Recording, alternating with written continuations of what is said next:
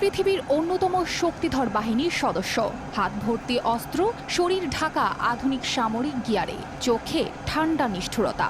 মনে হয় যেন এরা অজেয়, অথচ এই লৌহ মানবদেরই ঘাম ছুটিয়ে দিল এক নিরীহ বন্য বিড়াল। হ্যাঁ, ঠিকই শুনেছেন, যেখানে মানবতার রক্তে ভেসে যাচ্ছে, যেখানে নিরীহ ফিলিস্তিনিদের আর্তনাদ বাতাসে মিলিয়ে যায়, সেখানে এই বিড়াল যেন হয়ে উঠল এক অদ্ভুত প্রতিরোধের প্রতীক।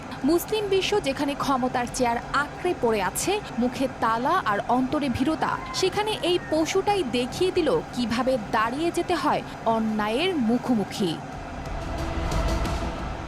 ঘটনাটি গাজা উপত্যকার উত্তরে ধ্বংসস্তূপের মাঝে। চারদিক কেবল ধোঁয়া, ধ্বংস আর নিঃশব্দ ক্রন্দন।